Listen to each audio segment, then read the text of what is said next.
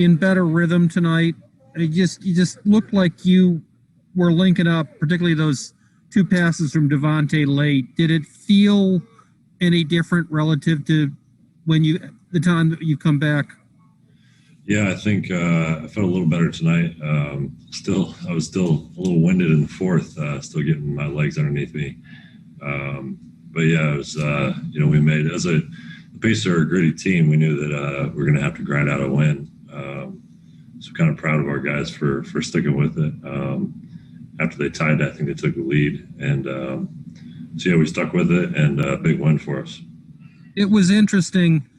When I asked Borrego and Devontae when they know separately, when they know when you're playing well, they both essentially said something that I didn't expect, which is he really doesn't play, he never has wild swings. What they kept talking about, how what you are more than anything else is reliable, that your beta isn't wild. What point did you hit that point in the NBA when you knew exactly what you were and just kind of stuck to it in a reliable way? Yeah, I mean, that's a big compliment from those guys, because that's what I pride myself on is, playing well every night. A lot of what I do doesn't show up in the box score. So, if Devontae is getting free for open jumpers, or, Gordon's getting the bucket with my screens, make it tough on guys like Sabonis. So that's kind of what I pride myself on, is kind of, bringing energy to the court every night. So yeah, that's kind of what I pride myself on. But yeah, it took me a while to kind of find my niche in the NBA. And I tell kids a lot, even back at home, you don't have to be the guy that's scoring all the points or getting all the attention, all the YouTube highlights. All the kids are after YouTube highlights and everything else now. So I've carved out a good career by setting solid screens, putting my body on the line, playing hard, doing whatever the team needs from me. So that's kind of what I pride myself on. Thanks so much. Yeah, thanks. Sam Purley. Hey, Cody, congrats on the win. Any win is good, but it feels like that last 70 seconds with that closing group there, everybody was contributing.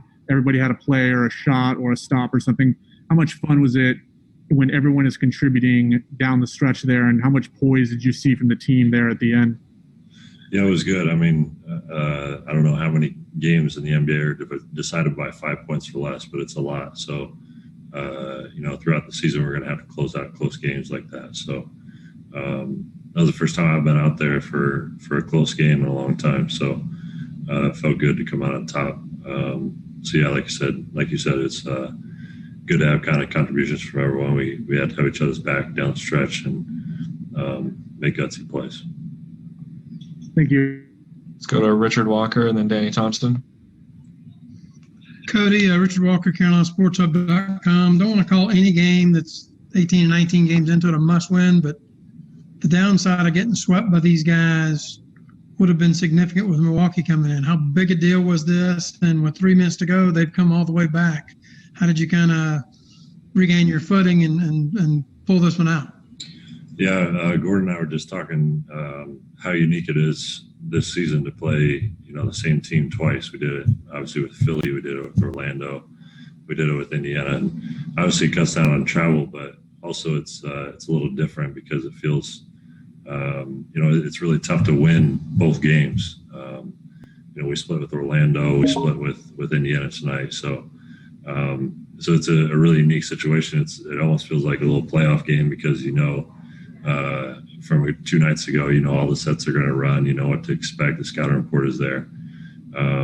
So yeah, it's, that's when you kind of have to, you don't score on any gimmick plays. You can't really do any tricky stuff. You just kind of have to grind out a win like that. So we'll see a lot more of that throughout the season.